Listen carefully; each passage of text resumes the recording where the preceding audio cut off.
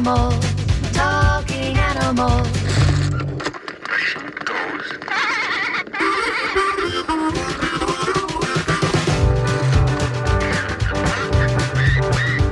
It walks like an animal, talks like an animal, must be an animal. Come hear the animals, talking animals, talking animals.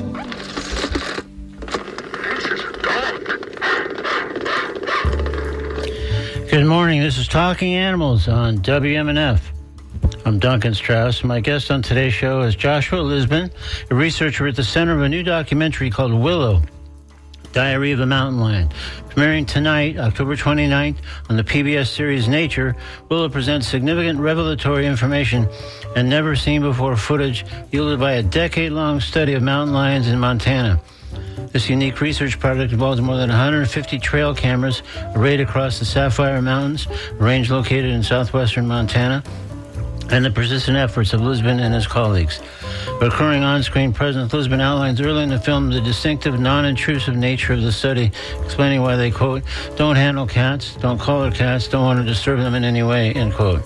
While other adjacent wildlife, including foxes, wolves, elks, bobcats, skunks, and more, reap some screen time, the focus of the flick is the titular Willow, an orphaned female mountain lion with a remarkable life. Thanks to the magnitude of footage produced by all those remote cameras, alongside research and genetic sampling, the film presents some unprecedented scenes and updates and breakthroughs of one kind or another. These include a mountain lion mom raising 6 kittens, unheard of, as it turns out, and risky as well.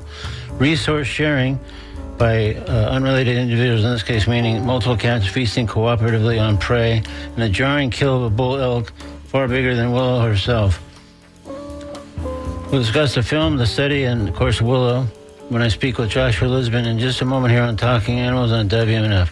Meanwhile, coming up later on today's program, I'll speak with Miriam Parham, the co-founder and president of Florida Voices for Animals, which produces the annual Tampa Bay Veg Fest, happening in a little over a week on Saturday, November 8th, from 11 a.m. to 5 p.m. at Perry Harvey Senior Park. We'll ask Miriam to highlight some of the many exciting elements of this year's Tampa Bay Veg Fest, the 13th annual Veg Fest, by the way. We'll hear those details and more when Miriam joins us later in today's show. Right now, though, let's discuss mountain lions, Montana mountain lions, and the new documentary reflecting a decade-long study of the animal with primary researcher on this study, Joshua Lisbon. So with a reminder that I invite you to join the conversation by calling 813-239-9663, emailing DJ at WMNF.org, or texting 813-433-0885. Let's welcome Joshua Lisbon to Talking Animals on WMNF. Good morning, Joshua. Good morning. Thank you so much for having me. Oh, absolutely. Thanks for joining us on Talking Animals. And congratulations on the film. I found it just fascinating and with just plenty of astounding footage, which we'll delve into more a little bit later on for sure. Oh, I'm really glad you enjoyed it. It was a passion project for myself and the filmmaker, Colin Ruggiero, who I definitely need to give a ton of credit to. For sure.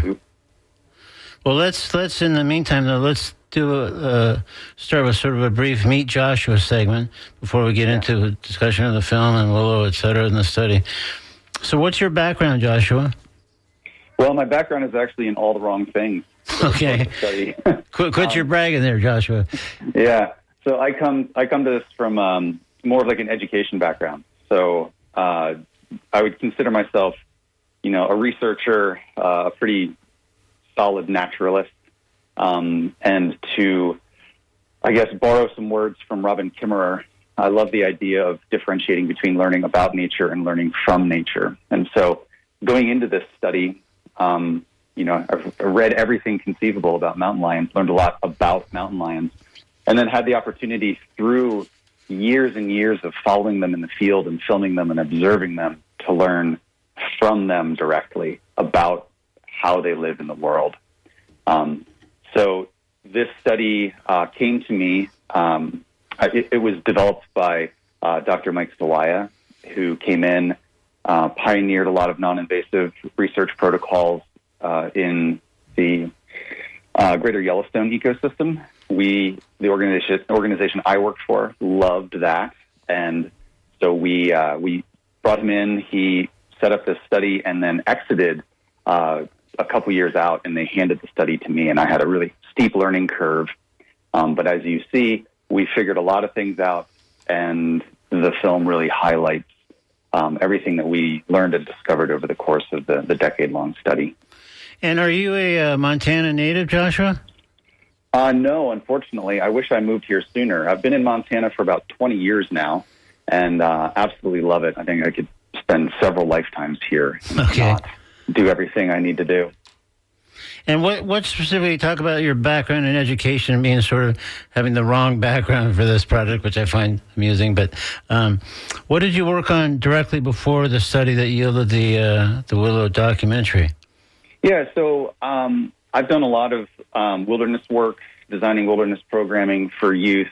The organization that this project was run through for years leading up to this study and during, I was their education director, so in charge of all public outreach and connection and developing education for, K through 12 populations, university students, all of that. So I was sort of the public interface between the conservation organization and the outside world. And we took a turn with that organization more towards storytelling. There was a big push for that somewhere along the way. And because of this mountain lion project, I started really realizing the richness of the story here with Willow. Yeah.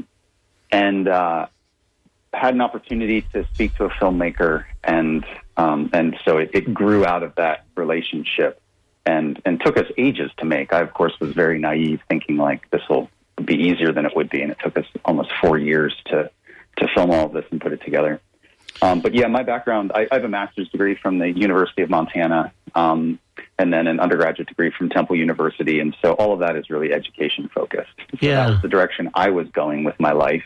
I love sharing the natural world with people. I'm very passionate about trying to create that connection, foster that connection for people, help them to learn about how amazing the natural world is. And the mountain lion work really fell in my lap, and I was absolutely captivated by it and gave it my all for the last, probably about 15 years now, and then continuing to do that work. Yeah, well, all kidding aside, I mean, really the idea of saying you kind of had the wrong background for this, I mean, the whole educational background that you do bring to it, to me, conforms exactly with what the documentary turned out to be, which is, nothing if not educational in all the best senses of that term. Thank you very much. Yeah, that was the hope. We really wanted to share with you the stories. So I think, characterizing myself as a researcher, certainly because I do research, as a naturalist because I feel comfortable with that, and as a storyteller and educator. Those are the areas that I feel most comfortable in. And as we learned more and more about this particular cat year by year by year, it was a winter study, so, you would sort of close the book on that project. I'd go off into doing other projects through the rest of the year, and we'd open that back up in the winter. And it was this amazing opportunity to check back in with these characters who become increasingly important. I just get, over the years, more and more and more invested in their lives and their story as I'm watching this play out. And one of the things that I think is important about the film, which is unique to this film, first, we're non-invasive. So we're collecting only hair and scat. We're not collaring cats. So when you see them on camera, they're not wearing collars, which I think is beautiful. It also makes, I think, for really good cinema, but it's really hard to find them. Yeah. If you have a collar, you can figure out where they are. So we have to find these cats. And a lot of stories about mountain lions are from the 30,000-foot view, the species level of, this is a mountain lions do this, they do that. And you can swap cats in and out to tell that story because they look very similar, and it's hard to tell if that is your character or what. And you kind of develop a story around that. But with this film, we are confirming with the genetics that when we show you an animal on screen and we say, this is this character, this is Willow or F2, which was her designation, or Sula, F9, when we show you those individuals, we've confirmed it is those individuals through the genetics, which made it even harder because we put those bumpers on it. So we had to be very mindful that when we're showing you those interactions, like Willow taking down an elk, like we know that is Willow. Willow raising those 6 kittens, we know that is Willow. And every time you see her on camera, it's her. Yeah. No, that's so interesting, because one of the things I was going to ask later, but now it seems like as good a time as any to just sort of follow up on that exact point, is I was just wondering to what extent the research and the filming challenges that were posed by mountain lions looking very much alike, at least to a layman such as myself. I mean, it's not like with other cats there's spots or stripes or other things that would help identify one from another, but how... Is it strictly by genetic material, or how did you guys, or did you finally get to a point where you say, well, that's definitely Willow, just by the way she walked across the tundra or whatever it might be? There's a few things that made it easy. Once, like when Willow has a family group, like we know her territory, so we know basically where she's at. Yeah. Within several thousand acres. So we can kind of locate her in there, and we're like, okay, if we have this cat in this area with this many kittens, we know it's probably her. So that makes it a little easier in the wintertime. And then we have different females, like Willow would have her 6, which makes that easy to identify. Sula would have 3, makes her easier to identify. When they don't have kittens, it's a lot harder. The females that shared territory in this study, we had Willow, Sula, and Oma, which were F2, F9, and F4.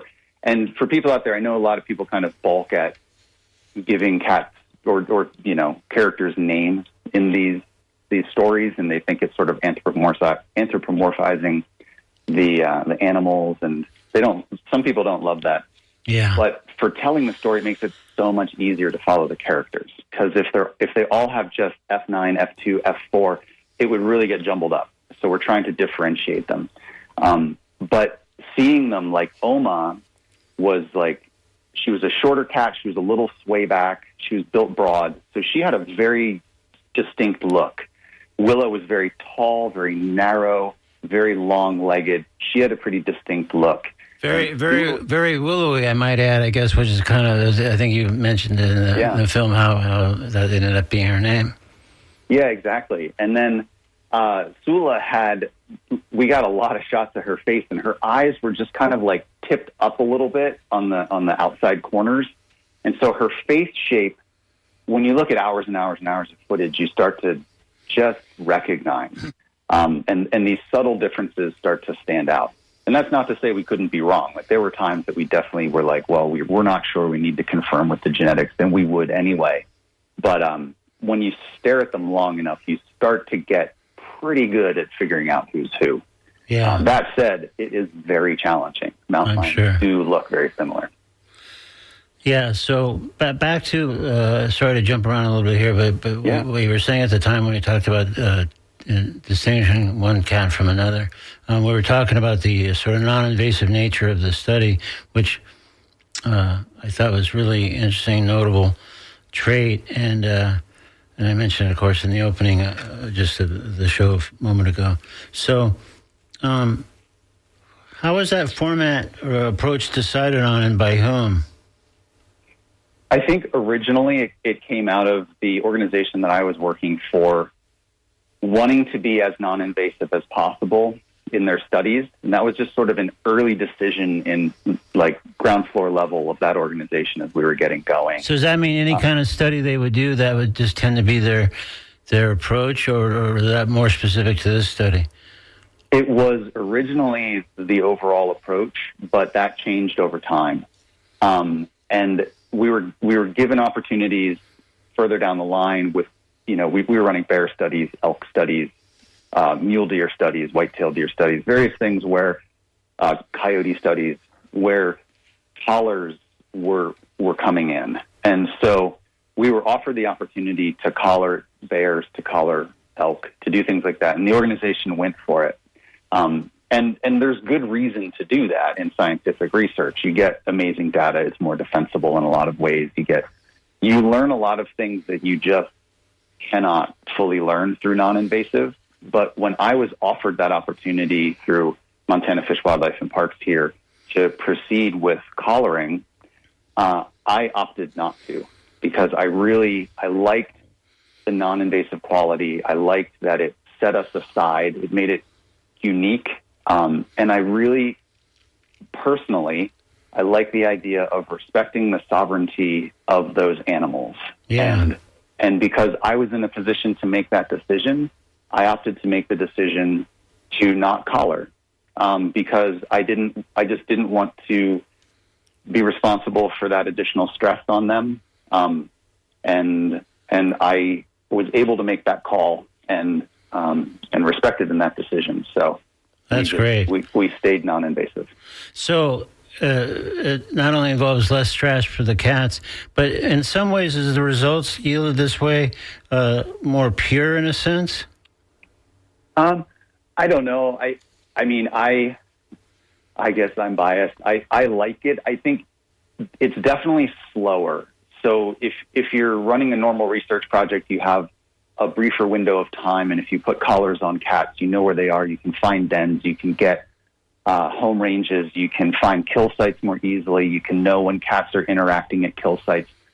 It makes extracting a lot of that information so much easier and very, very defensible because you have the GPS data on the collars.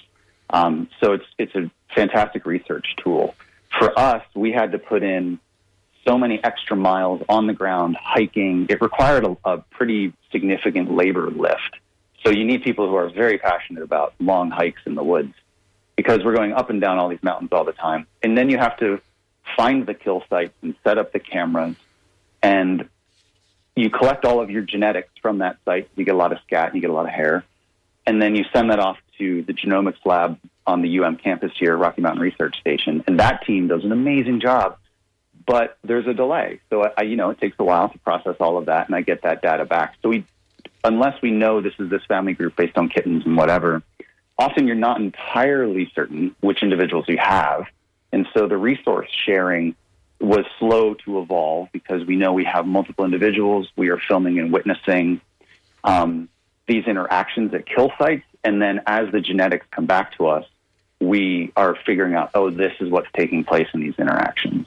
And we can confirm that it's unrelated individuals sharing these kill sites, and we're documenting that. So it's just different, but it's slower. Yeah. So you require a pretty long. You need more years to do it because it takes a while. You get all your individuals. You're like, okay, we have cats. You resample the next year, and then you start figuring out who lives there and who's related and what the family groups look like and who has territories, and it just takes a while for that to tease out. And also, Josh, I may have this wrong, but I'm sort of vaguely recalling in the film one of your colleagues talking about, sort of at least indirectly, about the cats not having collars, but about how you guys as researchers had, a way to sort of cast a net, like a GPS-related kind of, as I recall. Oh, absolutely, yeah. So while the cats aren't collared, in a way, the human researchers were sort of the next best thing, I guess. Yeah, that's very true. So we're running around with GPS units tracking ourselves. So as soon as you get in the field, you turn that on, you track yourself, you track your whole day.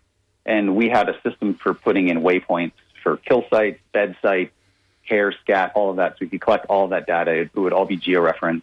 And we would, when we found a track, drop a waypoint. When we would lose a track or our day would end, we'd put another waypoint in, which could become crazy confusing because sometimes you're like on track, you lose a track, you find another. You've got all these little segments that you're making. And when you come back to the office at the end of the day, you have to compile that data and create the maps from it to pull those segments out so that you can differentiate what is you walking in the woods and what is you following a mountain lion track in the woods. And then we can pull those segments out and get a sense of how mountain lions are using the landscape. And that helps us then to tie which individuals we were getting genetic samples from to how they're using the land and what their territories are. Got it. All right, for people who might have just tuned in a bit late, let me identify you. This is Talking Animals on WNF. I'm Duncan Strauss. If you did just tune in, my guest is Joshua Lisbon, a researcher/educator and wearer of other hats as well, at the center of a new documentary, Willow, Diary of a Mountain Lion, which premieres tonight. That's October 29th, tonight on the PBS series Nature. Willow presents revelatory information and never before seen footage collected from more than 150 trail cameras. And that's sort of the product itself of a decade-long study of mountain lions in Montana. If you'd like to ask Joshua a question or offer a comment about mountain lions or the doc, please call 813-239-9663, email dj@wmnf.org, or text 813-433-0885. So at this point, Joshua, do you consider the study complete? Yes. So that study is done. It wrapped up in, I guess, because we span years, so it's like you'd start in like 2023 and then bleed over into 2024, and so our study seasons always spanned a couple of calendar years there. So that study ended in spring or late winter 2024, and so that was the last of that. And then will the results of the study be published in a journal, or in this case, is the film essentially the journal? The film is essentially the journal on this one. I produced some internal reports, but along the way, because of the study was initially set up on a piece of property, and we broke it into zones, and we were going to circulate those zones regularly to be sure that our effort was equally distributed. But the property and the organization that I worked for were dynamic, and so the search area would grow and change, and so it was challenging to be consistent with search effort in various areas, which made publishing certain things a little difficult out of that study. So the main deliverable on this is this film. Okay. Well, let's talk then really more about the film. And I always find this a bit tricky when it's a film most people haven't yet seen, but they can see it as soon as tonight. So I try to be extremely careful about spoilers and sort of talk around certain things and just not even get into other things at all. So we probably can't avoid all spoilers, but we can try to avoid most of them. So just more broadly, just tell me about Willow. Just tell me, anything like people out there who haven't seen the film, and I'm curious about Willow myself. Yeah, I think Willow, she started her life like any other mountain lion. She had some advantages in the lottery of birth and then some disadvantages. And so she was born to a mother, F1, who was lived in the Sapphire Mountains, had really good hunting range, really good winter food resources, and in an area that saw some hunting adjacent. And so her mother's range would stray into areas that saw a fair amount of winter hunting of mountain lions. And so she had areas of refuge and areas where, there was more pressure on her. And she makes it to about dispersal age, which is on average 15 months for mountain lions, can be a little shorter, can be a little longer. Some things you read say 18 to 24. It varies a little bit. But right about where she's at a point where she could strike out and survive on her own, both her mother and her sibling, so she had one sibling, were harvested by hunters, a couple of days apart in the same winter, kind of 2014-ish. And so suddenly she's on her own. So the dynamics of her life change enormously. And so she is a solitary juvenile cat now, still sort of learning what it is to be a mountain lion and how to be, how to hunt successfully and all of that. The advantage she has is she has a really good home range. And so she stays in what was her mother's home range, and she is tolerated by an unrelated individual, Oma, who's F4, who is older, more established. And there's nothing that says Oma should tolerate her, because Oma does not tolerate this other cat that they have adjacent ranges. So I don't know how they decide whether they're friends or not, but she decides to tolerate Willow in her home range. And we start seeing signs of resource sharing early on before we're getting good imagery of it. We're seeing them all we're getting samples of them, like scat and hare, from the same kill sites. And we're like, oh, well, we're not sure if they're all there at the same time or one sneaking in later or how this is working. But this light bulb starts going off. In 2017, Mark Elbrock, who is, he works for Panthera. He's ran the Teton Cougar Project and now one in the Olympic Peninsula. He's probably like the world leading expert on mountain lions. He publishes a paper that blows the doors off of resource sharing and shows for the first time that this happens with unrelated individuals. Joshua, sorry to interrupt, but can you just explain? I learned myself just through the film, but for those who may not be familiar with what resource sharing means in this case, could you kind of just give us a bit of a definition? Yeah, absolutely. So you're sharing kill sites, essentially. It's showing social tolerance and reciprocal relationships. So yeah, but basically people are feasting on the same prey, I guess, and primarily is what this means in this case, I guess. Exactly. So one mountain lion kills a deer or an elk and tolerates and shares that food with another mountain lion that they're not related to. And so up until that was published by Mark, largely this was not accepted as being something that mountain lions did. And so we started seeing it and we were wondering, and then he publishes on it and we're like, okay, this is what we're seeing. And then eventually we're able to film it, which you will see in the film. But so Willow's sharing these food resources with this other individual. She makes it to adulthood. She starts having her own kittens and we start introducing these new characters. So you meet F9, Sula, you meet, we call them the teens. She had a litter of 4. And normally mountain lions have kittens every couple of years because of how long it takes to raise them. And so Willow has kittens back to back 1 year. So now she has Sula, who's a juvenile dependent, and these new kittens, the teens. And so we have this mixed age group, which is also super uncommon. And to be able to film that is a rarity. And so we watch Willow raise this mixed age group. And then she goes on to, later in the film, you'll see her raise a litter of 6, which is pretty unheard of. And I haven't seen it documented anywhere else. And I guess to give a little spoiler here, because we just kind of leave it as a question in the film, like, did she actually just have 6 kittens? And I've only found one source anywhere ever that says that's even biologically possible.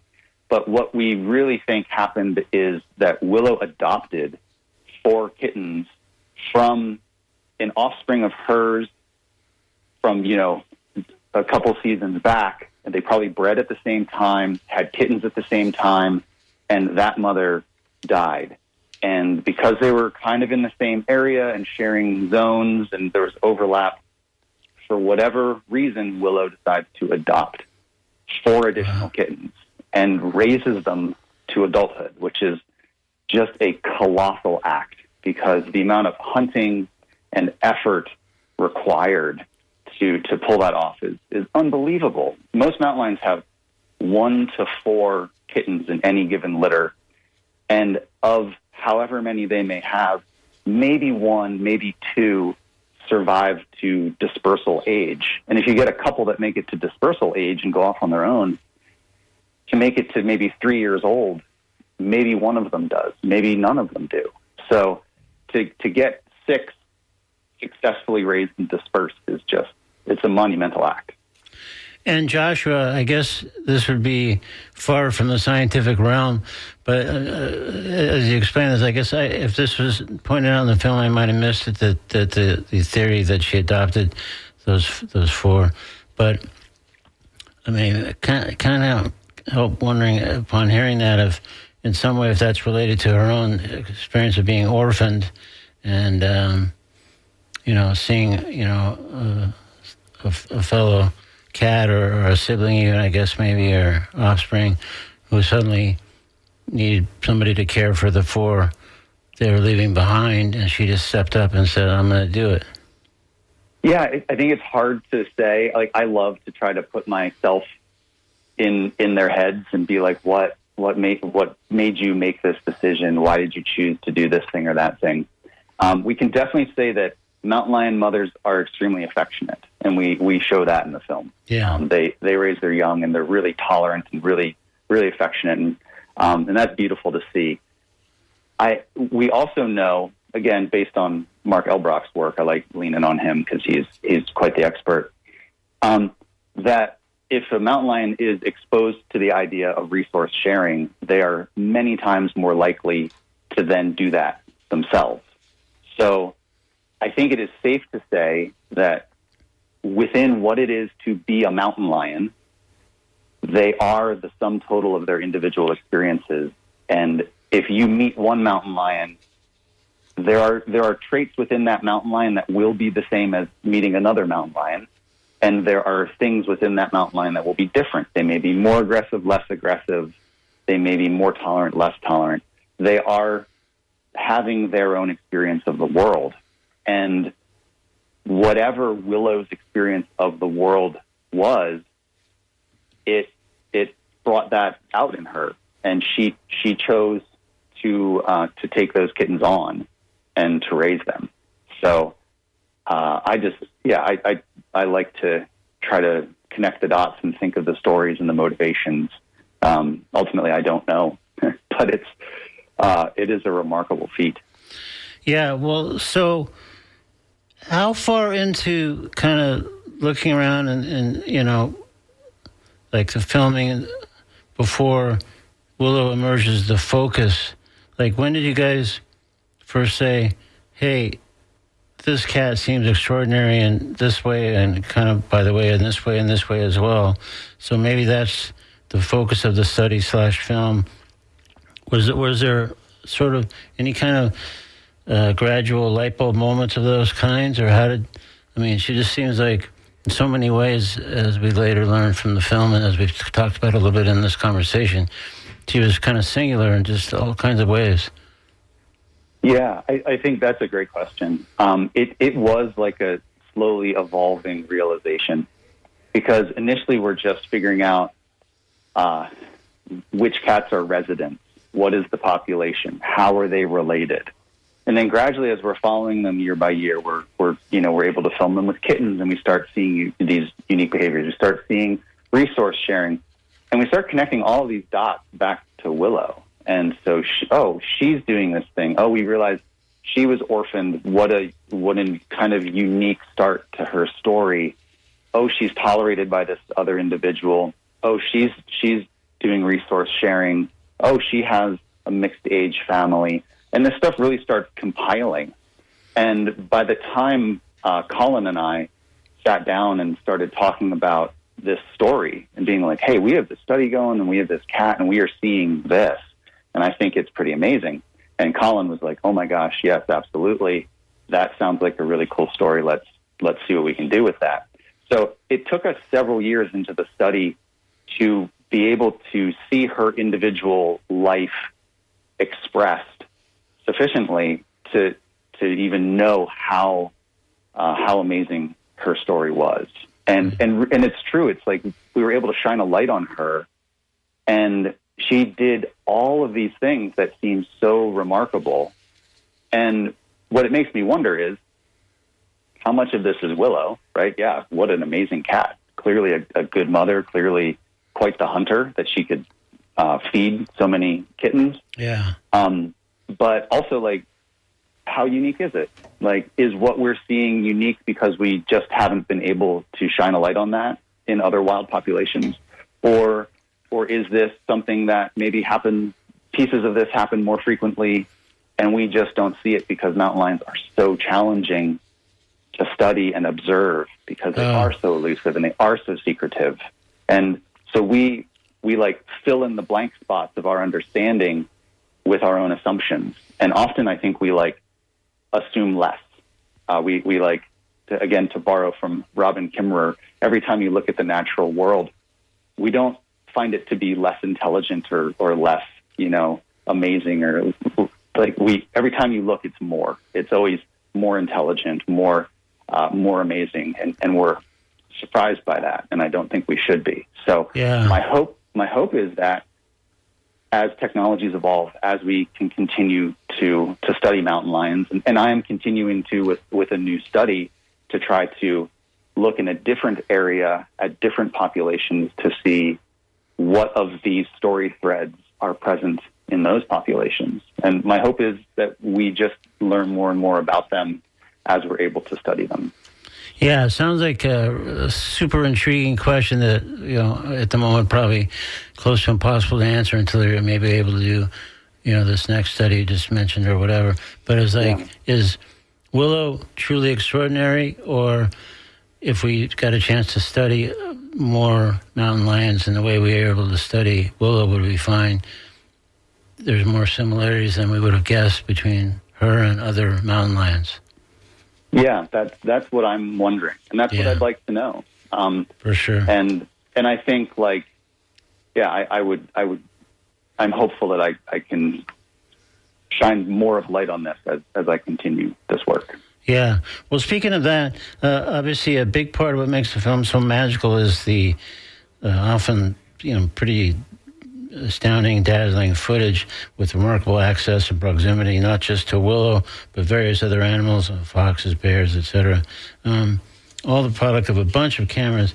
And it seems like as if someone said, if 5 cameras are good, 50 are better, maybe 150 cameras are even better than that.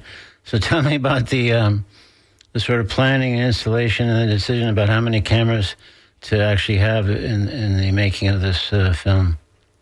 Yeah, so that existed on multiple levels. The organization that I worked for placed cameras very strategically across the landscape and maintained like a full-time camera network. There were cameras that would trigger remotely and then and send that information to us.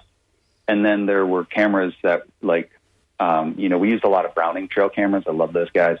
And we would place those out in the landscape, and we have to go pull the cards and curate all of that. And so there was a network of that just existed all the time at water holes and stream crossings and saddles. And so we had that out there just sort of passively collecting all of this information all of the time. And then for our study in particular, we had, again, like another 25 or more cameras that we would be putting on kill sites and dens and beds, and we would we'd put those out and collect those up and move them around. We also had a network on specific dens that were just for this study that were, again, out and always passively collecting.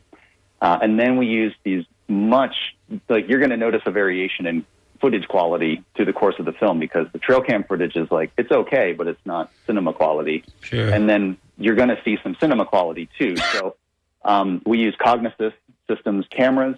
Again, they are fantastic. And Colin was able to long lens some things too. So there's a kill site with an elk at a wallow and a family feeding on it. And you're going to see some footage of Colin snuck in and was able to long lens off of a ridge very nearby to these cats. So we had this mixed bag because once we found something really good and we were working with Colin, we were putting out these really high-end cameras. That the organization I worked for, we had some of these, and then Colin has a lot of his own. And so we were able to deploy this better camera network to collect really high-quality footage to shoot in low light. And then we were able to use lights and things like that to get more cinematic quality footage. But really what it takes is a lot of cameras. And that helped us with the research because the genetic data is always a little inconclusive. There's pieces of this puzzle. And the camera footage really fills it in. So Willow with her 6 kittens, I could only ever conclusively get 2 kittens genetically identified as being related to her, but she still had 4 more. And if we didn't have cameras out in the landscape collecting some of this footage, we would never have known that that family existed because we would have only had the genetic data and not the trail cam footage that proved to us that this is what was happening. And then once that clued us in, we could follow them the next winter and we could see the track record. So we have the track record of our trackers in the field, writing these tracking notes every day about what they see and observe. We have the camera footage filling in gaps. And then we have the genetic information filling in gaps. And that creates as complete a picture as we were able to compile. Yeah. Well, to me at least, some of the footage may not be as cinematically gorgeous as some of the stuff that Colin shot with an actual camera of that kind, but just the again, access and proximity to certain things and certain animals and comings and goings at night. And obviously, some of the kill stuff isn't for the faint of heart, but, that's just part of, studying and trying to learn and understand about nature and how things work and circle of life, et cetera. But yeah, I mean, so I think I heard or saw two different figures. Maybe I misunderstood. But was there 150 trail cameras, or was there more than that contributed to the film? I think that's probably a pretty safe number. And then add into that some of these higher quality cameras as well. But yeah, somewhere in that ballpark of like probably around 150 or so. Yeah. So, no small thing to keep those all maintained and curate all of the cards coming off of that, because you get, so many magpies and so many wind triggers and lots that's just grass blowing in the breeze. And, and then out of that one card that fills up with all of those videos, you'll get something amazing. And so digging through all of that, Colin spent countless hours digging through all of that information to find and mine for those gems. And so it was really it was an absolute passion project for the both of us.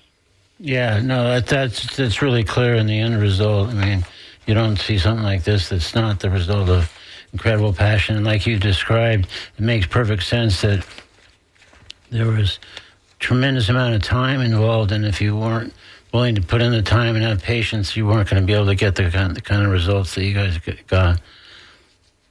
Yeah, it was an absolute lesson in patience, for sure. And so many times, too, you set up a camera and you think you're going to get the most amazing stuff, and then something doesn't work, and, and you feel very deflated. So there's a lot of that, too. But yeah, the hope is to really shine a light on how amazing these elusive predators are, the lives that they live, and then to set that in the greater context of the world that they live in, because there's that fox subplot. There's a lot of other things with deer and elk and hunting sequences and all of that. And so just to kind of as best we can, portray their lives within the greater context of the world they inhabit. Well, that might be the perfect point at which to leave this. So we've been speaking with Joshua Lisbon, again, prominently featured in the new documentary Willow, Diary of a Mountain Lion. That premieres tonight on the PBS series Nature. It's 8 p.m., I believe, regardless of what time zone you're in. And it'll be 7 p.m. Central and 7 p.m. Mountain Time. Oh, okay. Well, glad we clarified that. I thought I saw something different, but that's good to know. So, and, yeah, 8 p.m. Eastern. Yeah, but it's definitely tonight, and as hopefully our conversation made clear, it's quite an astonishing film, and Willow's quite an astonishing mountain lion. So, Joshua, thank you so much for making the time to join us today on Talking Animals. I really appreciated the film and really enjoyed talking to you as well. Thank you very much. I love your thoughtful questions. I appreciate the opportunity to speak with you. Thank you. All right, thank you. All right, bye-bye.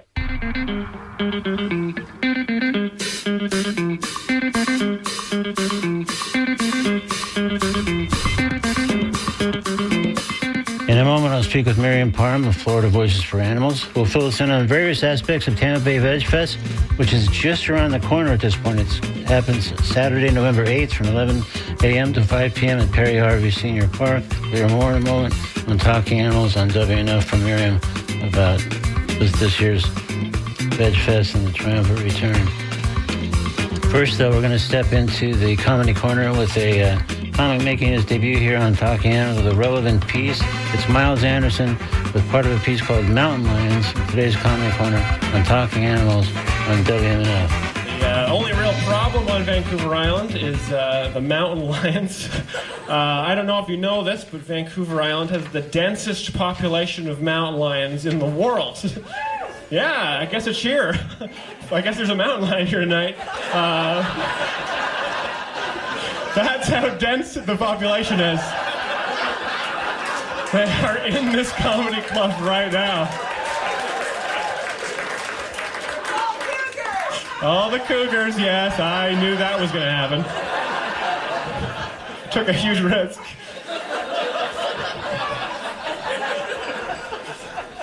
But yes, we have the densest population of mountain lions in the world. I don't know how this happened. I guess they keep multiplying and they can't get on the ferry, so they're just piling up here. And it's actually such a problem that when I was a little kid, I had a conservation officer come to my school and educate the children about the murder cats that were lurking behind the playground. And I'll never forget what the conservation officer said. He sat down and he was like, you know, kids, you'll probably never see a mountain lion, but statistically, mountain lions have already seen you.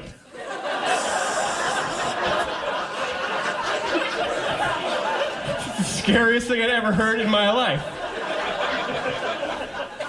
The fear of mountain lions has been burned into me so deeply, and it is irrational. I live in Vancouver now, in the city, and, I went down, I was walking down like a creepy alley the other day, and I heard some shuffling behind me, and my first thought was the mountain lions. Oh, my God. They finally found me. And I turned around slowly, and it was just some guy with a knife. Like, I was so relieved.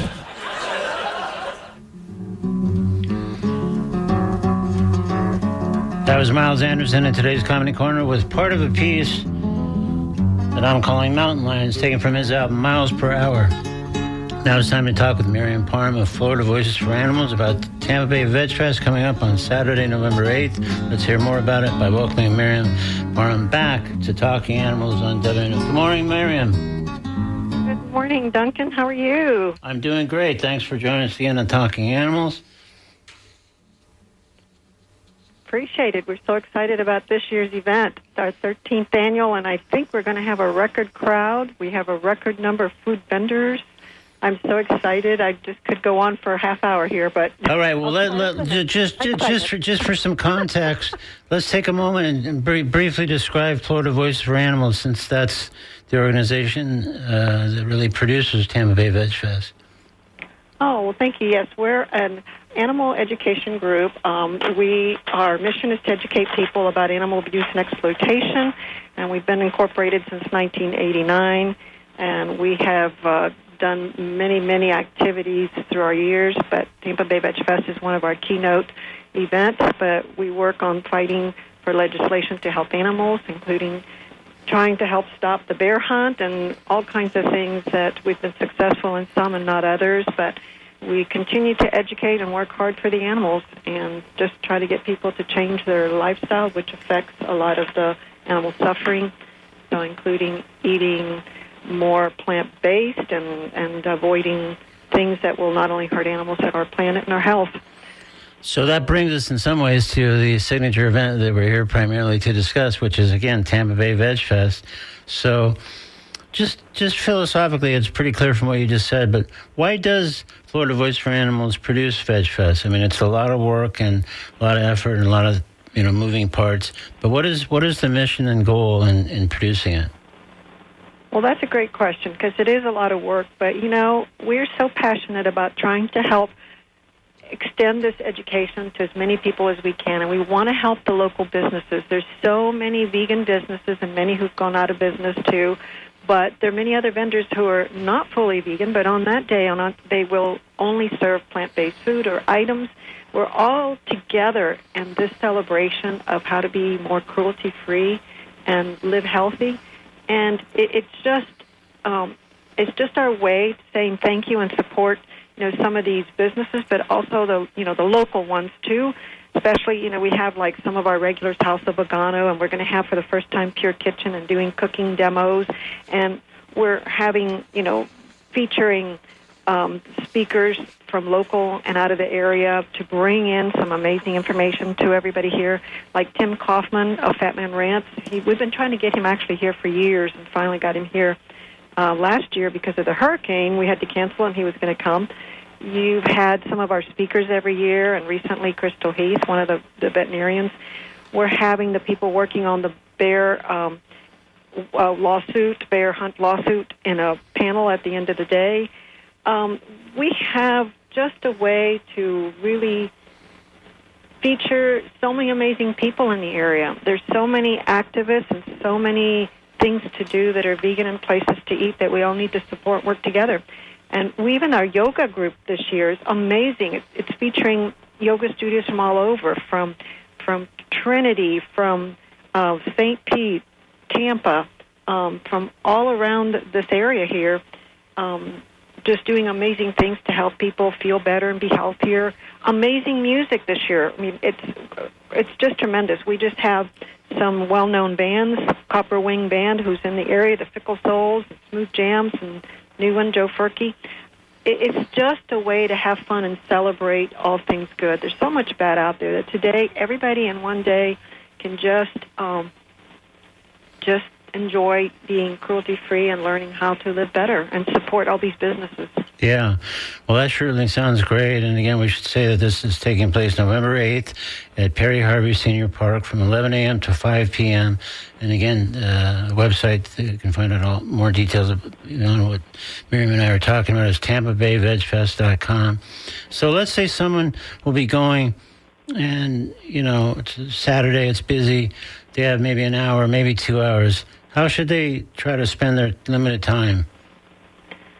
Well, if you have limited time, I would say support the businesses who are there. We have really reached capacity in the food, and truly there's some amazing vendors there. I mean, we'd love for everybody to listen to all the speakers or watch the food demos, but that's impossible. But maybe pick one speaker that you really want to hear or one food demo, one activity, but just try to not only eat some great things, maybe even take home extra food for dinner and just really, really support these vendors.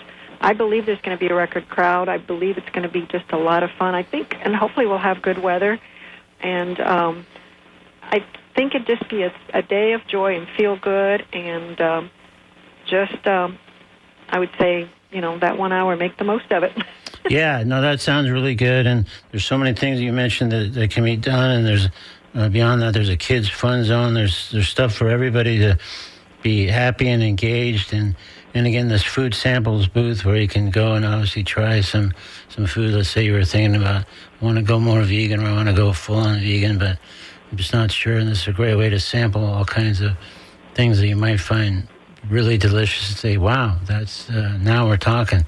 So, yeah, it is, and I would love to thank all the sponsors. We have some amazing sponsors, but I do have to mention the City of Tampa is sponsoring for us the first time this year, and it's just really amazing how many other great sponsors we have, including WMNF and Talking Animals, and you guys who've always been supported through the years, and individuals who've also are helping in many ways, shapes, or forms, just by either exchanging ads, advertising, or just different things to help promote the event and help make it happen, because it's a lot of work and it's not cheap, and we just try to break even. We're all volunteers. Nobody is trying to make money in this event, but we want to be able to support this so we can do it again. Okay, so Miriam, we're just sort of nearing the end of our time together, but when you talked about the volunteer effort, made me wonder, I don't know, maybe this close to the event, do you have all the volunteers you need, or are you still looking for any volunteer help? We may be able to use one or two, but we cannot just have people show up because it gets a little chaotic. So right. They can go to the website and see if there's any positions left that they can be helpful in. That would be great. But sometimes having too many in one area, it's not helpful. But please look. We may still have some spots that would be very grateful to have somebody else help us in that. So just go to the website and go to activities or how to volunteer and see what's left. Well, that sounds great. And again, that's TampaBayVegFest.com for the website. So, Miriam, we're super looking forward to it. And again, without belaboring this, because we already talked about this a few months ago, last year, the aftermath of the hurricane kind of knocked VegFest out of the, functioning. So it's back bigger than ever and brighter than ever. Everybody's even more excited than ever. So we'll look forward to seeing everybody on November 8th, Perry Harvey Senior Park from 11 a.m. to 5 p.m. for Tampa Bay VegFest. Thanks, Miriam. Thank you so much. We really appreciate you. Bye-bye. Thank you. Bye-bye. Okay, we have just about reached the end of today's edition of Talking Animals on WMNF. Coming up, it's The Conversation, the great show hosted by Myra Nunez and Joe King Carter. After that, it's The Scoop, WNF's brief news recap. Then we shift back to music programming with Sam Vaughn, holding forth from 1 to 3, followed by Nancy C., hosting the Traffic Jam from 3 to 6 p.m.